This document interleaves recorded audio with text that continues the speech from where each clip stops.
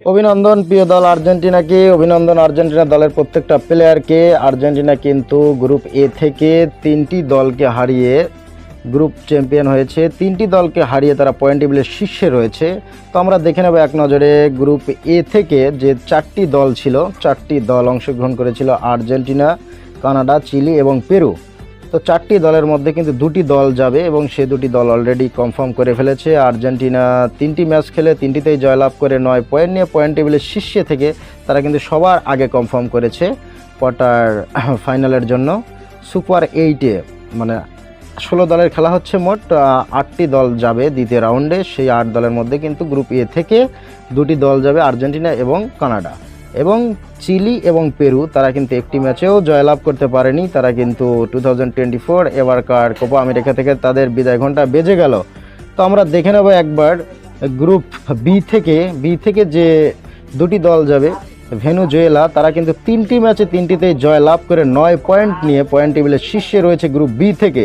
তো ভেনেজুয়েলা এবং ইকুয়েডর তারা কিন্তু 3টি ম্যাচ খেলে একটিতে জয়লাভ, একটিতে ড্র করেছে এবং একটি ম্যাচ হেরে তারা 4টি পয়েন্ট নিয়ে পয়েন্ট টেবিলের দ্বিতীয় স্থান দখল করে কিন্তু তারাও সুপার 8-এর টিকিটটা কনফার্ম করেছে। তো গ্রুপ বি থেকে ভেনেজুয়েলা ও ইকুয়েডর এই 2টি দল যাচ্ছে। এবং গ্রুপ সি থেকে উরুগুয়ে কিন্তু শক্তিশালী দল, তারা 3বারে ট্রফি জিতেছে।